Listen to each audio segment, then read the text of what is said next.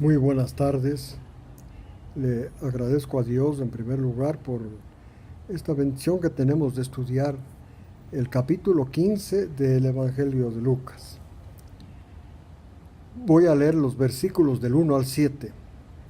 Todos los recaudadores de impuestos y los pecadores se acercaban a Jesús para oírle. 2. Pero los escribas y fariseos murmuraban. Decían, este recibe a pecadores y come con ellos. Esa era la gran falla de Jesús. 3. Entonces Jesús les dijo una parábola. ¿Qué hombre de ustedes, si tiene 100 ovejas y una de ellas se pierda, no deja las 99 en el campo y va tras la que está perdida hasta que la encuentra? 5. Al encontrarla, la pone sobre sus hombros gozoso, y cuando llega a su casa reúne sus amigos y vecinos diciéndoles, alégrense conmigo, porque he hallado mi oveja que se había perdido. 7. Les digo que de la misma manera habrá más gozo en el cielo por un pecador que se arrepiente que por 99 justos que no necesitan arrepentimiento. Pues aquí Jesús hace, como siempre, esas enseñanzas magistrales. Generalmente el ámbito de esas enseñanzas era la continua murmuración que tenían los dirigentes religiosos de Israel. Tenían un celo extraordinario contra Jesús. La razón era porque no seguía las enseñanzas de la ley que ellos tenían. En realidad era porque Jesús no daba énfasis a la ley, sino a la fe. Miren ustedes esta enseñanza tan extraordinaria. Para ellos le estaban murmurando a Jesús, criticando, porque él aceptaba que los publicanos y pecadores vengan a él para oírle. Comía con ellos, o sea, departía socialmente con ellos.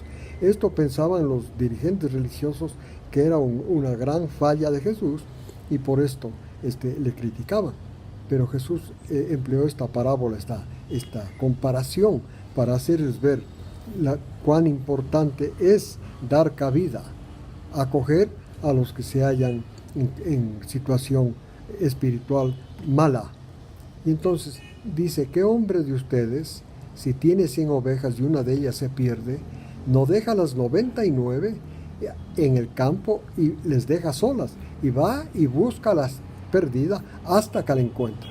Y cuando la encuentra, gozoso la carga sobre sus hombros, y cuando llega a su casa, convoca amigos y vecinos para decirles, alégrense conmigo, he hallado mi oveja que se había perdido. Les digo, dice Jesús, que de la misma manera que esta comparación muestra feliz al pastor cuando halló su oveja, de la misma manera es en el cielo. Cuánto gozo hay por un pecador que se arrepiente. Aquí es importante entender que ellos, los fariseos, los escribas, los dirigentes religiosos, en realidad los judíos, practicantes del judaísmo, tenían bastante menosprecio por lo que ellos llamaban los publicanos y los pecadores. Publicanos eran recolectores de impuestos, eran empleados del imperio romano, que era el que manejaba en ese tiempo Judea. Israel mismo, pues no. Y entonces Jesús les dice que Dios tiene un interés extraordinario para que personas representadas por pecadores y publicanos se arrepientan, esto es, presten atención a la enseñanza del Maestro. Hasta ese entonces la ley había sido enseñada, la Torá, la ley, eso es lo que enseñaban los maestros de Israel. Jesús vino a enseñar la gracia. Por esto es que tenía tanta oposición de los dirigentes religiosos, porque Jesús no enseñaba la ley, al contrario. Por ejemplo, respecto al sábado, tantas veces enseñó que la misericordia está por encima de la observancia del sábado. Y entonces el cielo se regocija cuando una persona que está bajo la ley presta atención a la enseñanza. En los días de Jesús, los de Jesús. En nuestros días los evangelios, por supuesto, y las epístolas de Pablo, de Pedro, de Juan. Muy bien, entonces Dios se goza cuando una persona presta atención a estas enseñanzas que están a nuestra disposición en la Biblia. Versículos 8 al 10. ¿O qué mujer, si tiene 10 monedas de plata y pierde una moneda, no enciende una lámpara para ver el interior de su casa, la barre, busca la moneda hasta hallarla? 9.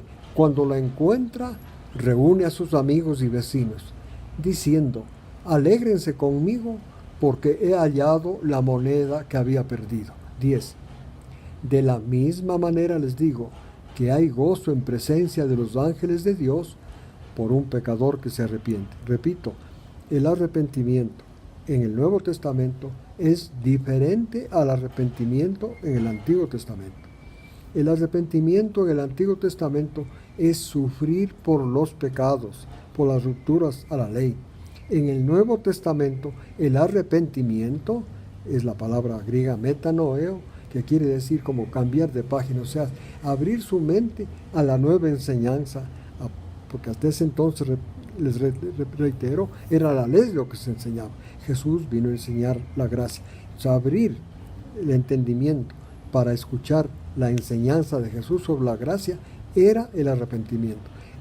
Dios, los ángeles se gozan cuando una persona da oído, presta atención a lo que se enseña en el Nuevo Testamento, esto es en los evangelios y las epístolas, Pablo, Pedro y Juan.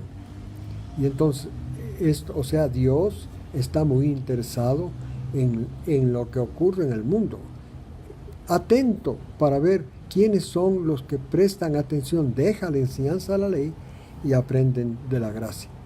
11 al 23.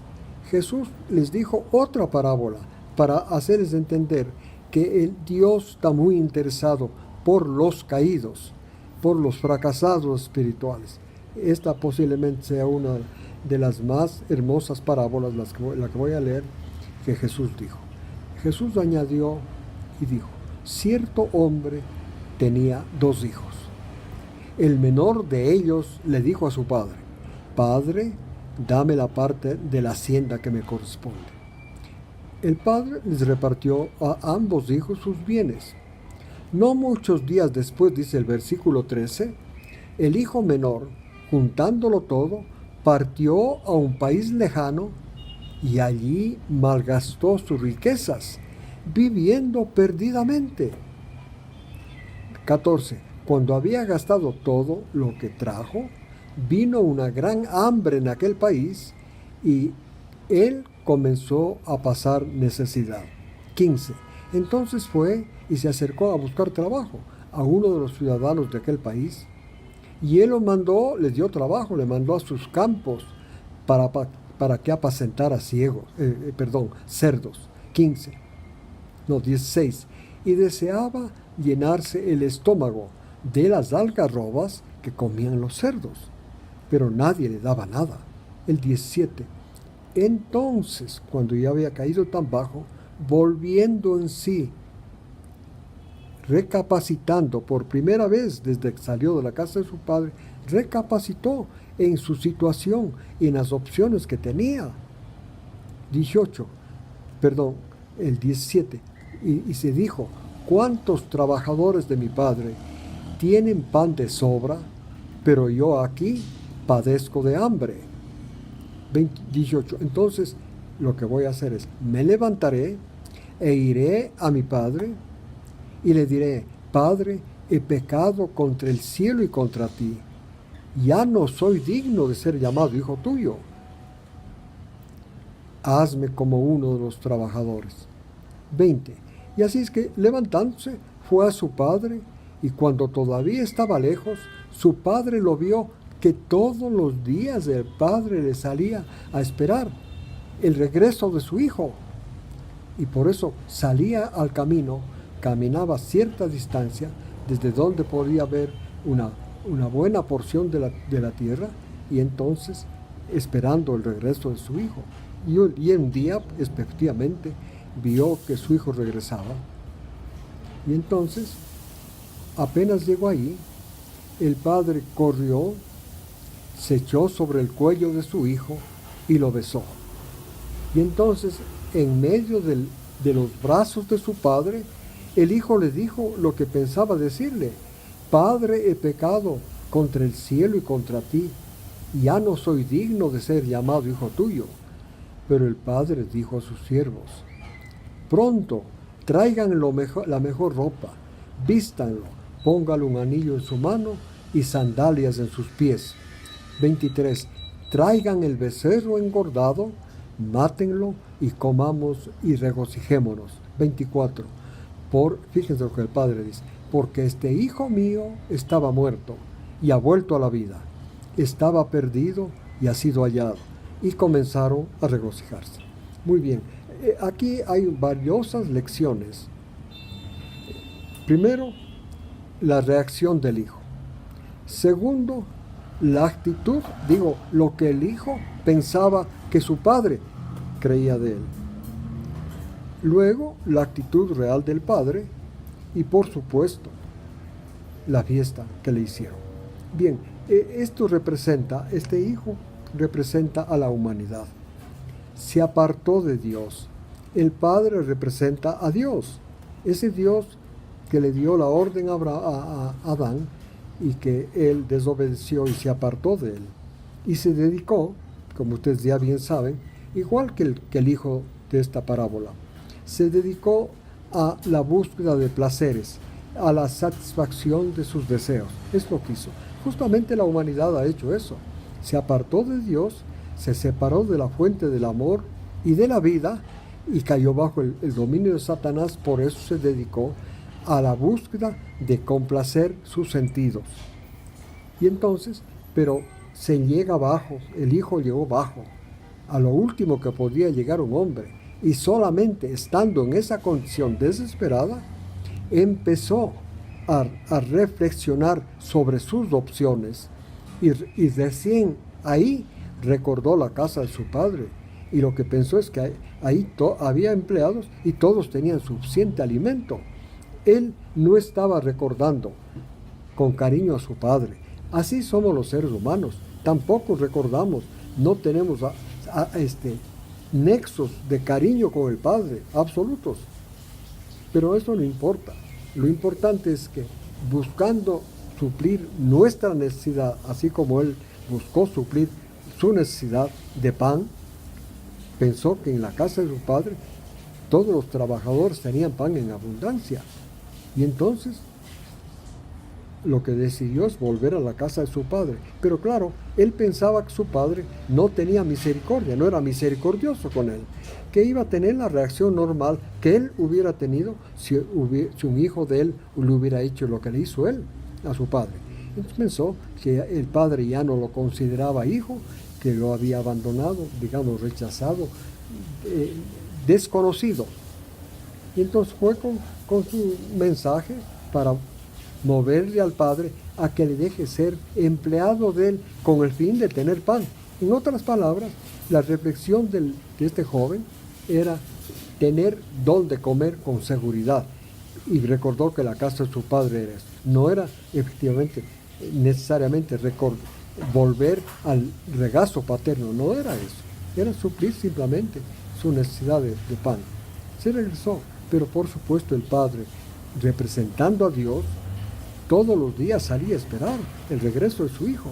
Justamente para esto vino Jesús, en nuestro caso, para que seamos llevados otra vez al regazo del Padre, para ser unidos a Dios, como Adán y Eva estaban unidos a Dios antes de pecar. La separación, este es el pecado grave, la separación, igual como en el caso de esta parábola. El pecado del hombre, del hijo, fue separarse de su padre. Lo que hizo después fue el fruto de esa separación. Igual que nosotros. Separados de Dios es el pecado raíz. Y los pecados que cometemos es el fruto de la separación. El fruto de habernos separado de Dios. Bueno, muy bien, el padre lo besó, le abrazó y hizo una fiesta por él. Y entonces, versículos 25 al 32. Su hijo mayor estaba en el campo. Recuerdan ustedes que el padre tenía 2 hijos. Y cuando vino y se acercó a la casa, oyó música el hijo mayor, danzas, 26, y llamando a uno de los criados, le preguntó, ¿qué era todo aquello? 27, y él le dijo, pues tu hermano ha venido y tu padre ha matado el becerro engordado porque lo ha recibido sano y salvo. 28. Entonces el hermano mayor se enojó y no quería entrar, estaba muy enojado. Salió su padre y le rogaba que entrara. 29. Pero él le dijo al padre, mira padre, por tantos años yo te he servido, nunca te he desobedecido. Nunca he desobedecido una orden tuya.